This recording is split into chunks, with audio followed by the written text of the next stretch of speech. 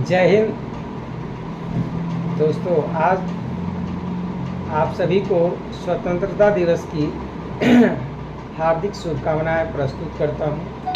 और मैं आज आप लोगों के बीच एक बहुत ही अच्छा टॉपिक पर अपना विचार शेयर करना चाहता हूं, जो हमारे मन में कभी यह वो प्रश्न उठा था।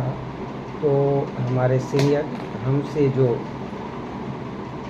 जिनसे हम लोग कुछ सीखते हैं, कुछ पूछते हैं, उन्हीं से यह जानकारी लेकर मैं आपके समक्ष अपना विचार रखने जा रहा हूँ। टॉपिक है कि स्वतंत्रता दिवस और गणतंत्र दिवस में झंडा फहराने में क्या अंतर होता है।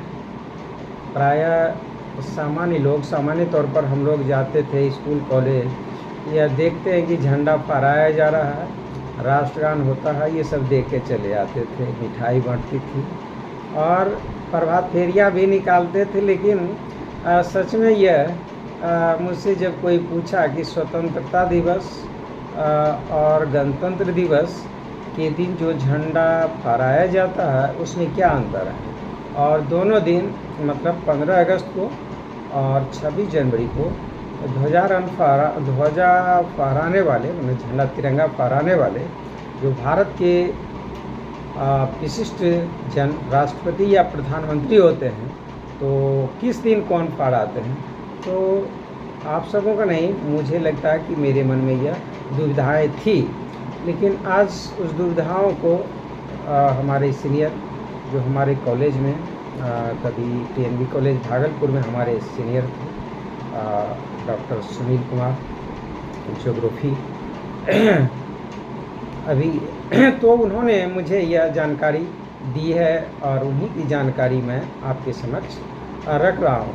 तो सबसे पहला अंतर है कि 15 अगस्त स्वतंत्रता दिवस के अवसर पर झंडे को नीचे से रस्सी द्वारा खींचकर ऊपर ले जाए। ध्यान देना कि झंडा फहराने के लिए जो आप पोल रखते हैं, खंभा लगा के रखते हैं करा, उसमें पहले झंडा को हम लोग बांध लेते हैं रस्सी से और नीचे से ऊपर ले जाया जाता है, फिर खोलकर फहराया जाता है, जिसे ध्वजारोहण कहा जाता है।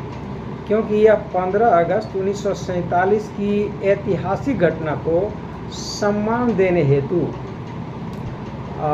किया जाता है, जब प्रधानमंत्री जी ने ऐसा किया था।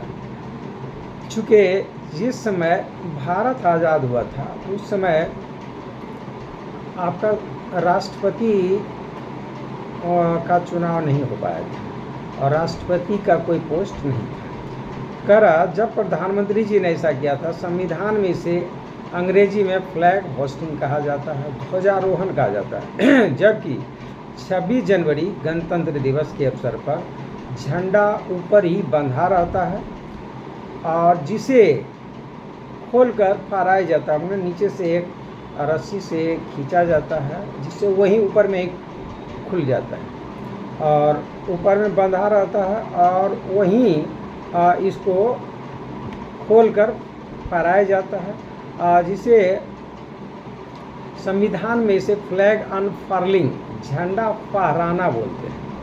अनफर्लिंग FURLING, अनफर्लिंग, झंडा फहराना कहा जाता है। ये 26 जनवरी की होती है। मतलब 26 जनवरी के दिन आप जहाँ पर झंडा फहराने जा रहे हैं तो उसको तिरंगा में फूल वगैरह लेकर उसको अच्छी तरह से बांध कर ऊपर रखा जाता है। सबसे पहले जब अधिकारी आते हैं हमारे, मान लिए कि उस दिन राष्ट्रपति झंडा फहराते हैं, तो राष्ट्रपति महोदय जब आते हैं 26 जनवरी को, तो उनके द्वारा ऊपर में ही झंडा को खोल दिया जाता है और उसको झंडा फहराना बोलते हैं। और दूसरा अंतर है कि 15 अगस्त के दिन प्रधानमंत्री जो कि केंद्र सरकार के प्रमुख होते हैं, वो ध्वजारोहण करते हैं। 15 अगस्त के दिन मतलब इंडिपेंडेंस डे जिसको बोल रहे हैं, स्वतंत्रता दिवस, उस दिन भारत के प्रधानमंत्री ध्वजारोहण करते हैं, क्योंकि स्वतंत्रता दिवस के दिन भारत का संविधान लागू नहीं हुआ था और राष्ट्रपति जो कि राष्ट्र के संवैधानिक प्रमुख होते हैं उन्होंने पदभार ग्रहण नहीं किया था। इस दिन शाम को राष्ट्रपति अपना संदेश राष्ट्र के नाम प्रस्तुत करते हैं। और जबकि 26 जनवरी के दिन देश में संविधान लागू होने के उपलक्ष्य में मनाया जाता है। इस दिन संवैधानिक प्रमुख राष्ट्रपति झंडा फहराते हैं।